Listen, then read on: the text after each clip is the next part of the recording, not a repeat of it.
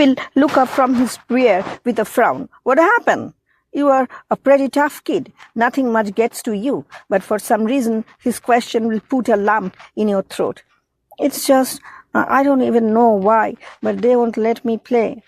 Secretly, you will be hoping for a little piece of fatherly advice here, but you won't get it. He will chuckle instead and turn back to his bear.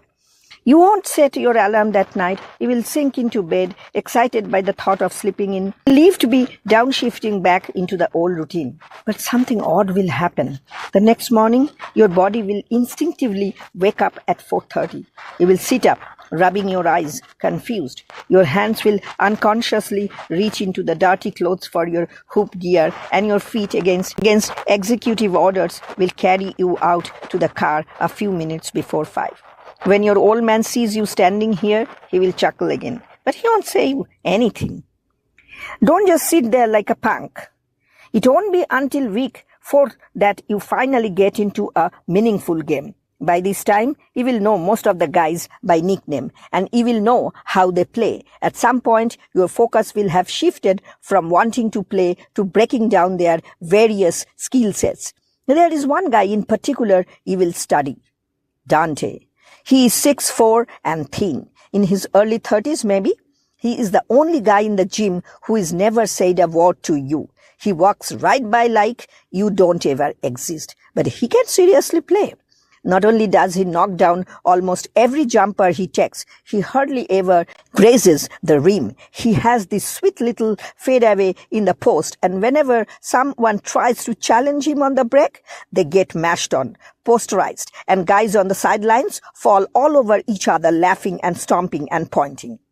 After bearing one particular game winner from the wing, 2 guys draped all over him. He will turn to you suddenly and bark, "Hey kid, why are you still coming here?" You pause your dribble, stunned. Who, me? Nobody thinks you are good enough to play here. Comprende? Why don't you go on back to the barrio, ese? Your whole body will freeze up from the shock of his words. Everyone in the entire gym inching closer, waiting to see what happens next. Dante strides over and points a finger in your face. What are you, deaf, kid? I said live. No words from in your brain. No thoughts. Dante spins to the rest of the guys. Someone get this scrub out my face before I do something stupid. A couple regulars will lead you toward the bleachers, but your legs are not quite working yet. You are confused almost to the point of paralysis. Because what did you do wrong? Why does he hate you? Your heart thumping inside your chest. Doubt setting in. Maybe he's right. Maybe you really are a scrub. Maybe you shouldn't be allowed to show up like this every day uninvited. Maybe the whole summer has been one big mistake. You grab your stuff off the bleachers and start toward the door, but for some unexplainable reason, you stop. You turn around. You glare across the court at Dante, mumbling, I just wanna play. What? Dante shouts back. He picks up a ball and fires it at you, narrowly missing. Speak up if you got something to say. I wanna play. You repeat, louder this time. What? I wanna play. A few of the guys start toward you again, wanting to get you out of the gym before you get hurt, but Dante puts a stop to that. Get away from him. This is between me and the kid. The whole gym silent aside from your heartbeat, your short, nervous breaths measuring the time.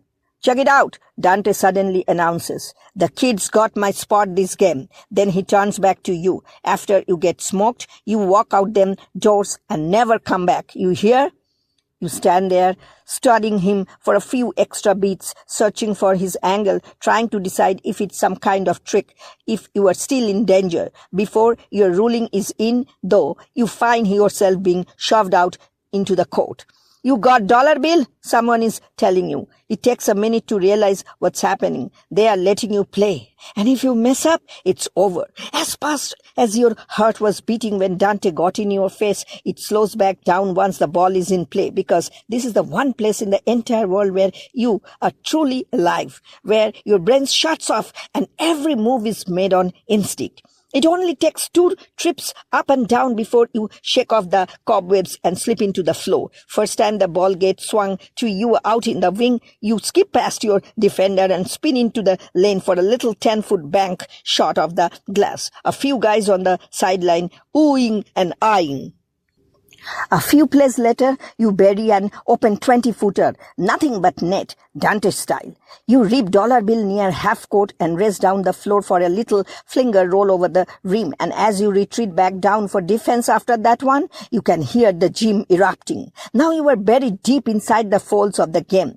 The outside world slinks off and hides, and all you know are the choreographed movements around you, the dance, the beautiful symphony of squeaking sneaks and grunts, and the thud of body meeting body, each man's heavy breath and his eyes like a portal to his mind. You bury 2 more deep jumpers followed by a game-winning scoop shot into the lane, which results in the other team's big man tripping over his own feet and falling on his face. The guys on your squad mob you near midcourt. That's right, young buck, they say. That's how you let fools know, they say. A few go on about how they have been meaning to pick you up all summer. They just never got a chance, blah, blah, blah.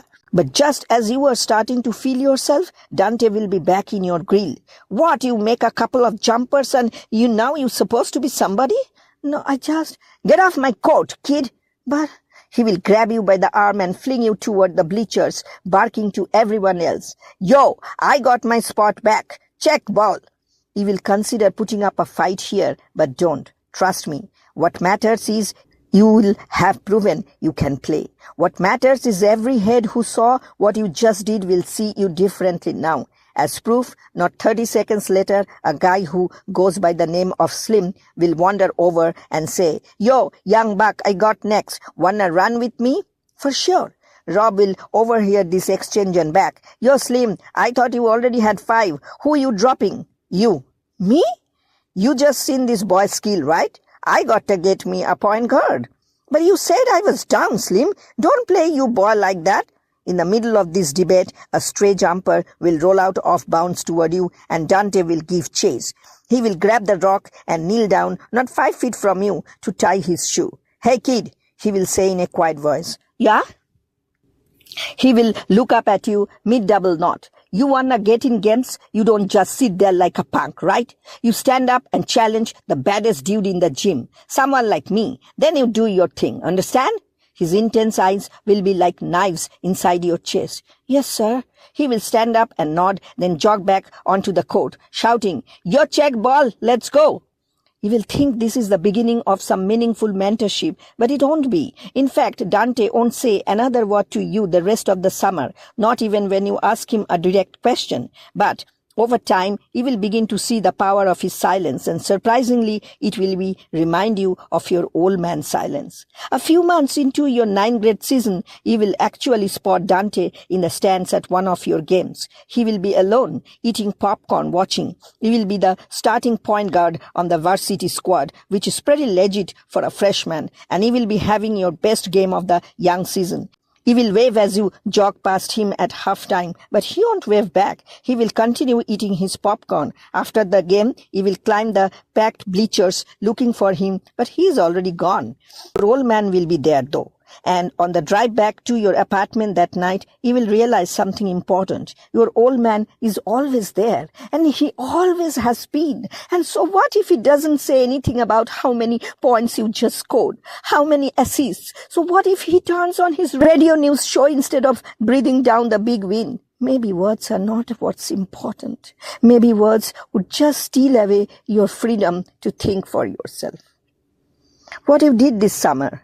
Your first class on your first day of 9th grade will be English with Mr. Howie. Shuffle into the room with everyone else, locate the desk with your name tag and take a seat. After Mr. Howie goes around the room having everyone introduce themselves, he will ask the class to pull out a sheet of paper and he will give you the first of the 17,000 writing prompts he will assign over the course of the semester.